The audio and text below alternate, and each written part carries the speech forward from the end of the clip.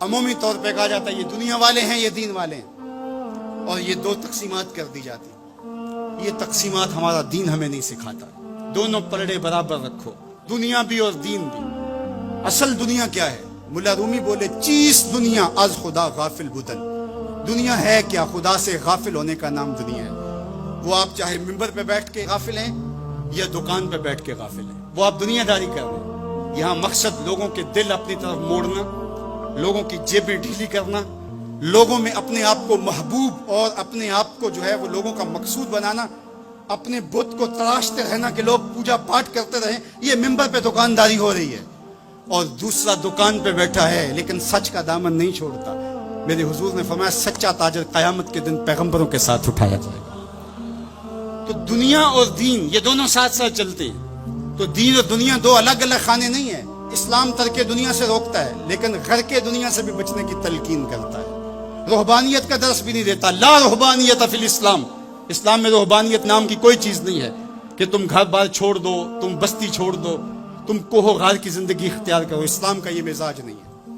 ابھی بات ہو رہی تھی، حضور نے مواخات قائم کیے مدینہ المنورہ، اور مواخات مدینہ یہ کائنات کا ایک انوکھا باب ہے، اور یہ ایک الگ مضمون اور عنوان ہے کہ دو افراد کو، ایک انصار لیا اور ایک مہاجر لیا، اور حضور نے ان کے درمیان مواخات قائم کر دی. تو حضرت ابو درداء اور حضرت سلمان فارسی کے درمیان حضور نے مواخات قائم کی. تو جن کے ساتھ بھائی چارہ تھا وہ پھر حال پوچھنے جاتے تھے کہ میرے بھائی کو پریشانی تو نہیں ہے. تو حضرت سلمان فارسی گئے حضرت ابو درداء کے گھر. تو دیکھا کہ حضرت ابو درداء کی بیوی وہ عام سے کپڑوں میں تھی.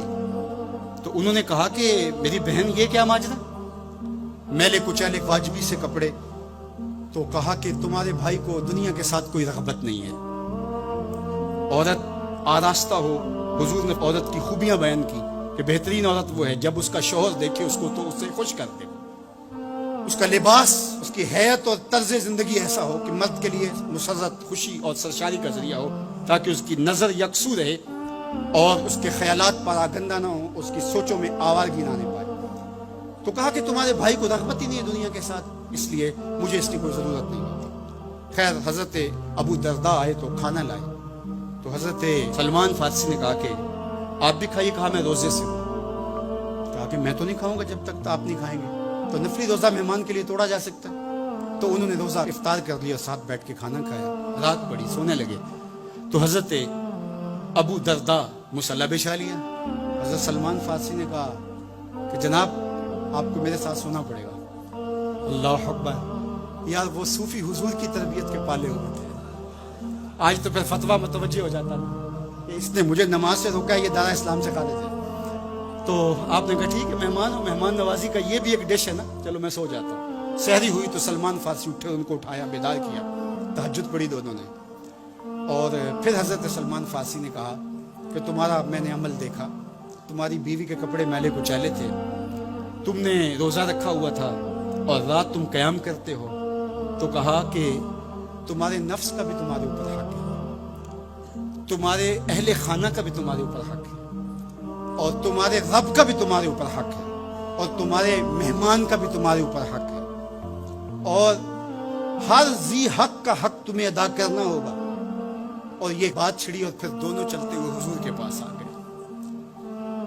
خوشا وہ وقت کے فیض عام تھا ان کا، خوشا وہ وقت کے بطحا مقام تھا ان کا. کیسے وہ لمحے تھے، آج تو کوئی ملتا ہی نہیں ہے. درد ہو تو سنائیں کس کو، زخم ہو تو دکھائیں کس کو، دکھڑے ہوں کس کی دہلیز پہ رکھیں، کس کے کندھے پہ سر رکھ کے روئیں، کوئی رہا ہی نہیں ہے. تو وہ اٹھے اور حضور کے پاس آئے، اور حضرت سلمان نے اپنی کہانی سنائی اور ابو درداء نے اپنی بات کہی. تو میرے حضور نے کیا کہا سنو. ارشاد فرمایا صدق سلمان، کہا میرے سلمان نے سچ کہا ہے.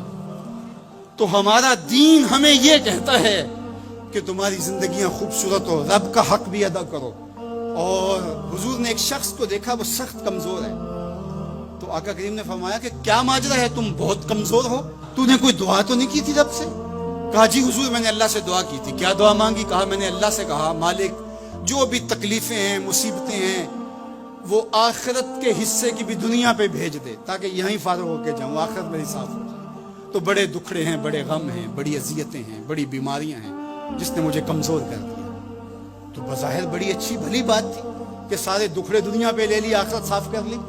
لیکن میرے حضور نے کیا ارشاد فرمایا, فرمایا تم نے یہ کیوں کہا کہ آخرت کے دکھ بھی دنیا پہ مل جائیں, تم نے یہ کیوں نہیں کہا ربنا آتنا فی الدنیا حسنۃ وفی الآخرۃ حسنہ, اللہ دنیا میں بہتریاں دے دے, آخرت میں بھی بہتریاں. وَكَذَلِكَ جَعَلْنَاكُمْ أُمَّةً وَسَطًا, جب تک ترازو پورا نہیں رکھو گے, جب تک دونوں پلڑے برابر نہیں ہوں گے, تم آگے کبھی نہیں بڑھ سکو گے.